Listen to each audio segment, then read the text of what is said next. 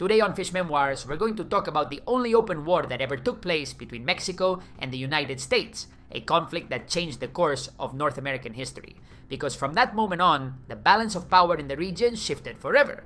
Today on Fish Memoirs, the U.S. intervention in Mexico, also known as the Mexican-American War.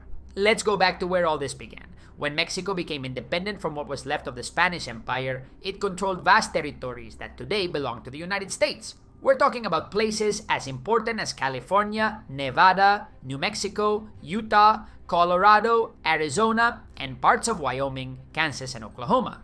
The problem was that Mexico as a nation was still in its infancy, and its military capacity was extremely limited.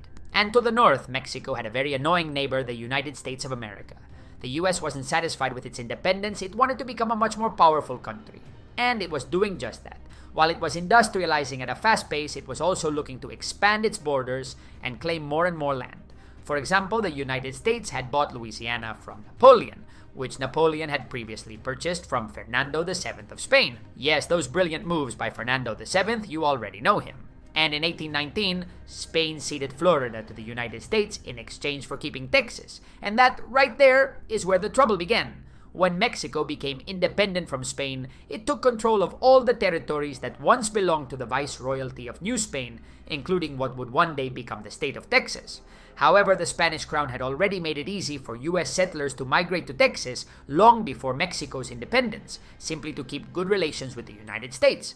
Spain was in no position to pick fights, so avoiding new enemies was a priority. Because of this, when Mexico became independent, a significant part of the population in Texas consisted of American settlers. Tensions between Mexico and these Texan colonists were constant from the very beginning, for many different reasons, but above all, for one, slavery. The abolition of slavery in Mexico hit the Texan settlers right where it hurt, in their pockets, since their plantations depended on enslaved labor.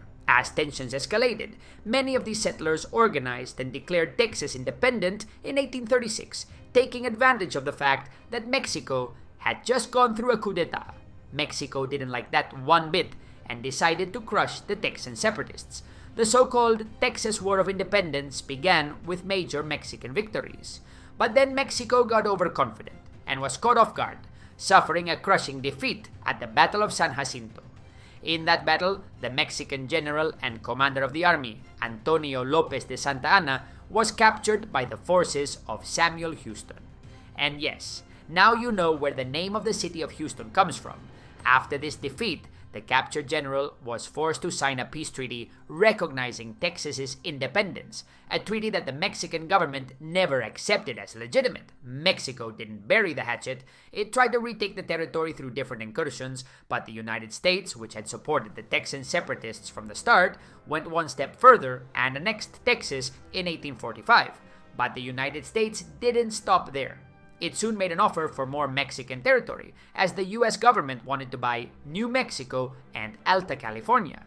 The Mexican government refused, but the United States was determined to take those lands one way or another. To provoke a war, US President James K. Polk sent a small army to a disputed area between the Nueces River and the Rio Grande. These US troops arrived in 1846, leading to what became known as the Thornton Affair, in which 11 American soldiers were killed. It was then that President James K. Polk asked Congress to declare war, and on May 13, 1846, Congress approved it. The first clash of the war took place on May 8, 1846, at the Battle of Palo Alto, where the United States claimed victory. The following day, at Resaca de la Palma, the Northern forces won again. This allowed the U.S. to capture its first city, Matamoros. The 30,000 soldiers fighting under the U.S. flag were simply too strong for the young and fragile Mexican nation, and the nephews of Uncle Sam had an ace up their sleeve. In Alta California, something very similar to Texas was happening. A large number of American settlers had moved there looking for new opportunities. So, following the Texan example, the colonists organized and declared the independence of Alta California, adopting the bear and the star as their symbol. That bear and that star can still be seen today on the flag of California.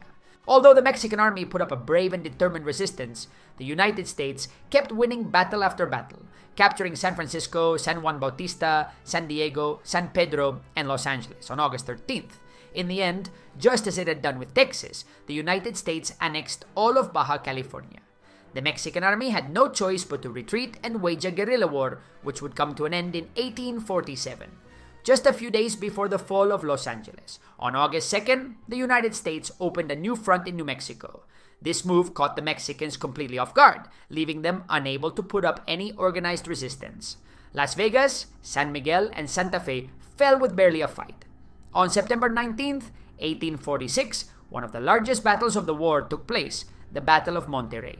In this brutal clash, U.S. forces crushed the Mexican troops in fierce street fighting, where American tactical skill overcame Mexican defenses.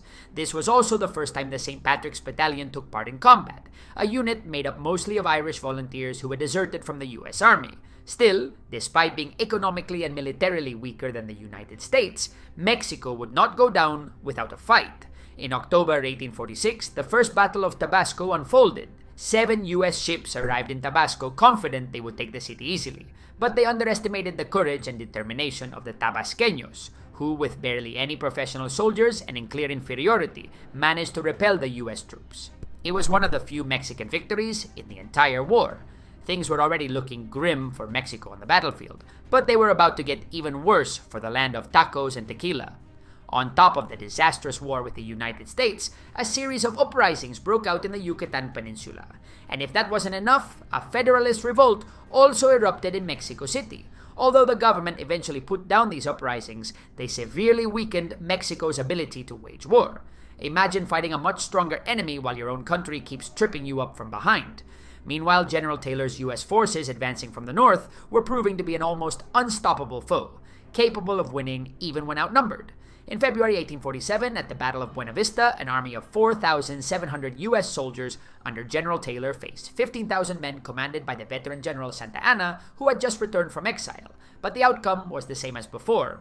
The disciplined U.S. troops, despite their smaller numbers, were too strong for the Mexican army, which failed to break their lines. In the end, Santa Anna was forced to retreat from the battlefield.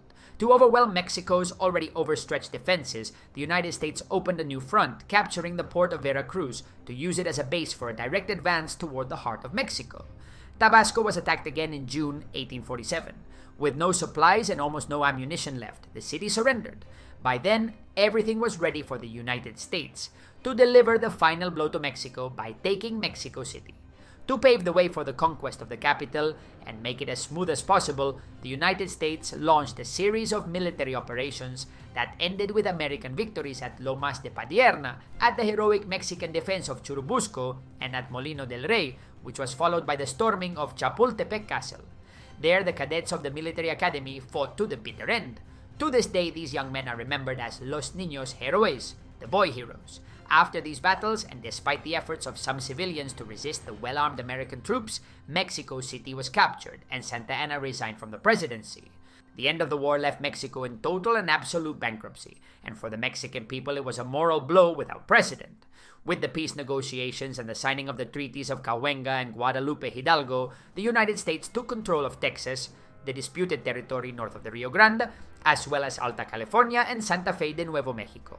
In practice, this meant annexing what are today the states of Arizona, California, Nevada, Utah, New Mexico, and parts of Colorado, Wyoming, Kansas, and Oklahoma. Mexico lost more than 2,100,000 square kilometers of land, about 55% of its territory at the time. In exchange, the United States paid $15.1 million as compensation for war expenses. For the United States, this overwhelming victory gave a massive boost to its economic growth and territorial expansion. The country consolidated itself as an emerging world power, one that Europe's great nations could no longer ignore.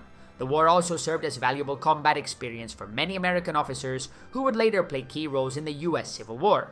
Mexico's defeat can be summed up in a few key points. 1. It was a country with less than half the population of the United States. 2. Its constant internal conflicts had severely slowed its development. 3. The level of U.S. industrialization was on a completely different scale. Mexico hadn't yet gone through an industrial revolution, while the United States could produce more and better weapons, huge amounts of ammunition, and a naval fleet 6 times larger than Mexico's. 4. And finally, there was very little domestic support for the war.